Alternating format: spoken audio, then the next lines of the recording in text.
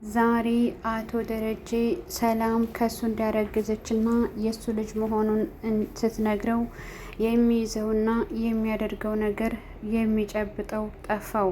ምክንያቱም ሰላም እየቀጀሽ ነው፣ ልጅ የሚወለደው እኮ እንዴት ሆኖ እንደሆነ እኔ ነኝ የማውቀው፣ ልታስተምሪኝ አይገባም፣ መቼ ነው እንደዚህ የሆነው ሲላት፣ ሰላምም እትዬ ወደ ዱባይ በሄደችበት ሰዓት ሰክራ በመጣ ሰዓት ነው ይህን ያደረግኩት፣ ደግሞ የጠፋችውን ልጅን ለማስታወሻ ብዬ ለዛ ነው ስትለው፣ አቶ ደረጀ ማመን አቃተው።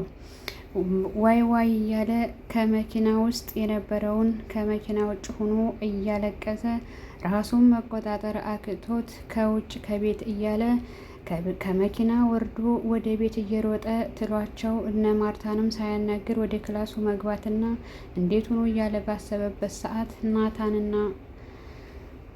ናታንና ወይዘሮ ማርታ ወደ ክላሱ ተከታትለውት ገቡ። እንዲህ አቶ ደረጀ ምን ሆነህ ነው ደሪ አለችው። አይ ምንም አልሆንኩም ብሎ ሰላም ምን ሆነች ስትለው ምንም አልሆንኩም ብሎ ጥሎ እንደገና ተመልሶ ወደ ውጭ ወደ ወዲህ እያለ ሄደ። እንግዲህ ማርታም በሰላሙ አይደለም ደሬን መከተል አለብኝ ብላ ለብሳ ልብሷን ወጣች።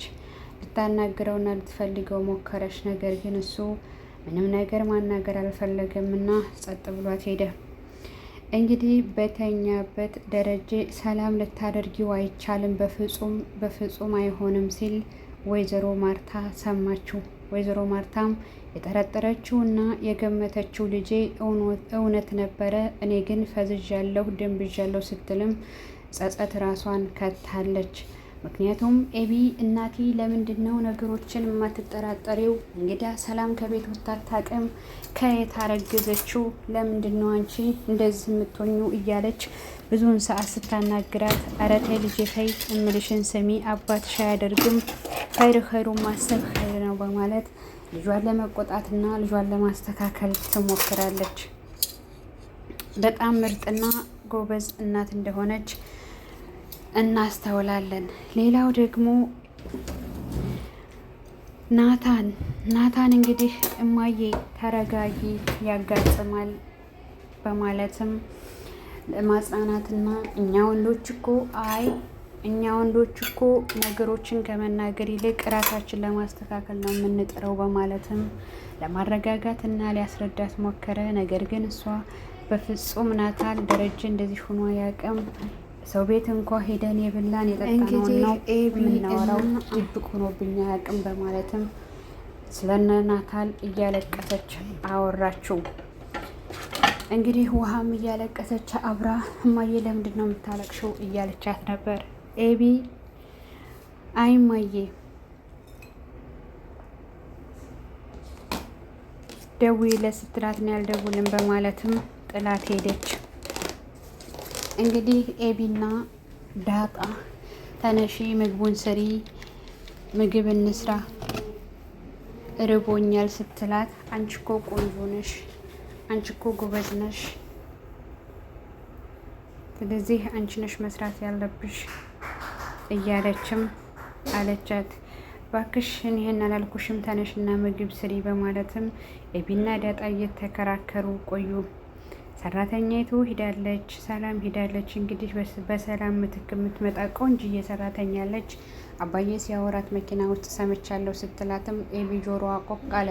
ምክንያቱም እኔ የምትመጣው ሰራተኛ ናታንን እንድታወራና ናታን ክላስ እንድትገባ ምንም ነገር እንድትያት አልፈልግም በማለት ማስጠንቀቂያ ሰጠቻት። እሺ ውሃ ከጓደኛዋ ጋር እንግዲህ አርጁንን አላገኘ ነው እያሉ በመንገድ ሲፈልጉ አርጁን ደግሞ መጣ። አርጁን ኤቢ ደህና ናት በማለትም ጥያቄ ገባ። አዎ አርጁን ደህና ናት አሉት። እንግዲህ ሰላምም ከቤት ወጥታ ሄዳለች። እንግዲህ አቶ ደረጀም ሰላምን ከዚህ ቤት ወጥተሽ ሂጂ፣ እኔን እንኳን ብትተይኝ፣ እኔን እንኳን እንትን ብትይ የማርታ እጅ የማርታን እምነት መስበር የለብሽም አላት። ለመበቀል ከሆነ ከዚህ ቤት ወጥተሽ ሂጂ፣ ወልደሽም ስጨርሽ እንዳትመጪ በማለት ለሰላም አስጠንቅቆ ነገራት። ኤቢን ይዣት ሄዳለሁ አለችው። አፎን ዳጣን ይዣት ሄዳለሁ አለችው። ዳጣን ይዘሽ መሄድ አትችይም፣ ልጅሽ መሆኗን የነገርኩሽ እኔ ነኝ። ልጅ እኮ ናት፣ ተጎኔ ታስፈልገኛለች አለችው። እሱን ማድረግ አትችይም፣ ሂጂ ለራስሽ አላት። እኔማ ነገርኩህ እንጂ መሄዴን አልተውም፣ ሊሄድም ተዘጋጅቻለሁ አለች። ሰላምዬ እንግዲህ ልብሷን ጠቅልላ ከክስቷ ቤት ሄዳለች ማለት ነው።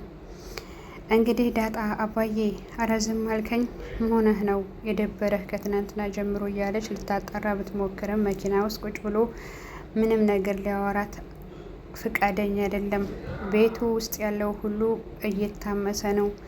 አቶ ደረጀ ምን ሆኖ ይሆን እያሉ ስጋት ላይ ወድቀዋል ቤተሰቡ በሙሉ። ኤቢ ግን ነገሮችን ብዙም አላስተጋባቸው፣ ምክንያቱም የአባቷን ባህሪ ቀድማ ስላወቀችበት። እንግዲህ ወይዘሮ ማርታ ደሬ በሰላሙ አይደለም እያለች እያለቀሰችና በፍጹም እንደዚህ ሊሆን አይችልም፣ አንድም ነገር ደብቆኝ አያውቅም፣ ግን ዛሬ ምንድን ነው የተፈጠረው እያለች ግራ በመጋባትም ከናታን ጋር ቁጭ ብላ እየተወያየች ነበረ። ናታንም አንዳንዴ ያጋጥማል እማዬ ተረጋጊ አላት። እንግዲህ አቶ ደረጀ ያለበት ሁኔታ ትዳሩ መበተኑ፣ 2 ልጆች መደቀሉ፣ እንደገና ደግሞ እንዴት ነው እምነቱንስ እንዴት ነው ወይዘሮ ማርታስ ልታምኑ ከዚህ በኋላ የምትችለው የሚለው እያሳሰበው፣ 2 ልጅ ተወልዶ እሷ ሳታቅ እንዴት ነው አንደኛውን ችግር ሳይወጣው 2ኛ ችግር የገባሁት እያለ ራሱን እየወቀሰና እኔማ የማልሆን ሰው ነኝ እያለ ሞትንም ለመመኘት እያሰበ ነው ያለው። ዳጣ እንግዲህ አባዬ ሁሉ ነገር ለበጎ ነው፣ አንተ ብዙ ጊዜ ተስፋ መቁረጥ የለብህም፣ ምንም ሆነ ምንም በእኔ ምክንያት ከሆነ እኔ ወደዛ ቦታ እመለሳለሁ አለችው። ባንቺ ምክንያት አይደለም በማለትም ሂጂና ግቢ ወደ ቤት አላት። እንግዲህ በጣም ያሳዝናል። እምነት አንዳንድ ጊዜ ያጠፋናቸው ነገሮች ብዙ ነገሮችን ያበሰቋቁላሉ። እምነት መታመን ለራስ ነው የሚባለው ነገር በዚህ ድራማ ላይ አይተነዋል። እምነት የሚጠቅመው ለራሳችን ነው።